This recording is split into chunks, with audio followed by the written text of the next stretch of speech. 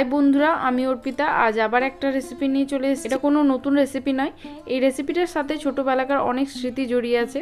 আজকাল চাউমিনের অনেক ভ্যারাইটি রেসিপি আছে, কিন্তু মায়ের হাতে সেই সাধারণ ডিম আলু ভাজা দিয়ে চাউমিনের স্বাদ ভোলা যায় না। এই চাউমিনটা করতে খুব কম সময় ও খুব কম উপকরণ লাগে। তাহলে চলুন দেখে নিই এটা কীভাবে তৈরি করতে হয়। সবার প্রথমে কড়াইয়ে জল গরম হতে দিয়েছি। এখানে জলের পরিমাণটা একটু বেশি নেবেন, যাতে চাউমিনটা ভালো মতন সেদ্ধ করা যায়। জলটা হালকা গরম হয়ে এসছে। এই সময় জলের মধ্যে 1.5 চা চামচ পরিমাণে লবণ আর 2 চামচ পরিমাণে সাদা তেল দিয়ে দেবো। চামচ দিয়ে সবটাকে একবার ভালো মতো মিশিয়ে নেব। জলটা ফুটে উঠবে, তখন আমরা চাউমিনটা দেবো। জলটা ফুটে উঠেছে, চাউমিনগুলো দিয়ে দিচ্ছি। চাউমিনগুলো সেদ্ধ হতে খুব একটা সময় লাগে না। হাই ফ্লেমে 4 থেকে 5 মিনিট ফুটিয়ে নিলেই চাউমিন ভালো মতো সেদ্ধ হয়ে যায়। একবার চাউমিনগুলোকে পাল্টে পাল্টে দেবো। চাউমিনটা দেওয়ার কিছুক্ষণ পরেই দেখবেন সব চাউমিনগুলো খুলে খুলে আলাদা হয়ে গেছে। 3 থেকে 4 মিনিট পর একবার চাউমিনটা চেক করে নেবেন সেদ্ধ হয়েছে কিনা। চাউমিনের কোয়ালিটির ওপর ডিপেন্ড করে যে ওটা সেদ্ধ হতে কতটা সময় লাগবে। এটা ভালো মতো সেদ্ধ হয়ে গেছে, জলটাকে ছেঁকে নিচ্ছি। চাউমিনটাকে একবার ঠান্ডা জল দিয়ে ধুয়ে নেব। এতে চাউমিনের মধ্যে যে সেদ্ধ হওয়ার প্রসেসটা আছে থেমে যাবে, আর এটা ভাপে বেশি সেদ্ধ হয়ে যাবে না। দেখুন কি সুন্দর ঝুরঝুরে চাউমিনটা হয়েছে, গায়ে গায়ে লেগে যায়নি। এইবার আমরা চাউমিনটা বানিয়ে ফেলি।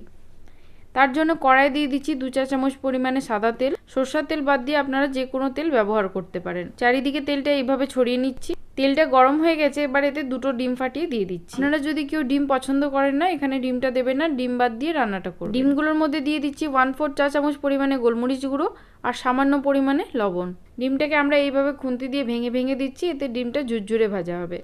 1 থেকে 2 মিনিটের মধ্যে দেখবেন এটা খুব ভালো মতো ভাজা হয়ে গেছে। এবার এটাকে একটা প্লেটের মধ্যে রেখে দেব। আবার কড়াইয়ে 3 চা চামচ পরিমাণে তেল দিয়ে দিচ্ছি। তেলের মধ্যে দিয়ে দেব কিছুটা পরিমাণে চিনেবাদাম। চিনেবাদামগুলোকে মিডিয়াম ফ্লেমে 3 থেকে 4 মিনিট সময় ধরে ভেজে নেব। বাদামগুলো খুব ভালো মতো ভাজা হয়ে গেছে, এগুলোকে একটা পাত্রে বের করে নিচ্ছি। থেকে যাওয়া তেলের মধ্যে দিয়ে দিচ্ছি পাতলা টুকরো করে কেটে রাখা আলু। পরিমাণ মতো লবণ দিয়ে দিচ্ছি, এতে আলুগুলো খুব তাড়াতাড়ি সেদ্ধ হয়ে যাবে।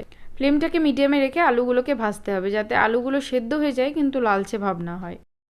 মিনিট 3 সময় ধরে আলুটাকে ভেজে নেওয়ার পর এতে দিয়ে দিচ্ছি 2 থেকে 3টে মিহি করে কুচনো রসুন।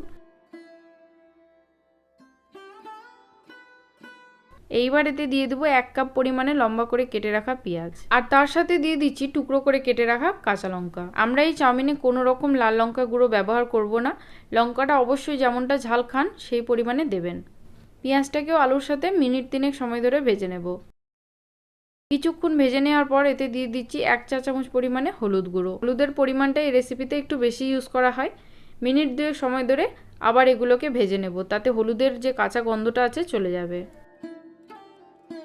সব কিছু ভালো মতো ভাজা হয়ে যাওয়ার পর এতে দিয়ে দিচ্ছি ভেজে রাখা চিনেবাদাম ও ডিমের ঝুরি ভাজা। শেষে দিয়ে দিচ্ছি সেদ্ধ ও জল ঝরিয়ে রাখা চাউমিন। ভালো মতো সব কিছুকে চাউমিনের সাথে মিশিয়ে নেব। এই ঘরোয়া পদ্ধতিতে মায়ের হাতে চাউমিনের স্বাদ অতুলনীয়। রেস্টুরেন্ট বা স্ট্রিট স্টাইল বা হাক্কা নুডলস ভালো, কিন্তু এটা সেরা। মিনিট 3 সময় ধরে চাউমিনটাকে ভেজে নিলাম এবং তৈরি হয়ে গেল খুব সহজ কিন্তু সুস্বাদু ডিম আলু চিনেবাদাম দিয়ে চাউমিন। আমার আজকের এই চাউমিনের রেসিপি কেমন লাগলো অবশ্যই জানাবেন। যদি ভালো লাগে তো আপনারাও একবার বাড়িতে ট্রাই করে দেখতে পারেন। আশা করব আপনাদেরও খুব ভালো লাগবে। দেখা হচ্ছে আপনাদের সাথে আবার একটা নতুন রেসিপি নিয়ে নেক্সট এপিসোডে।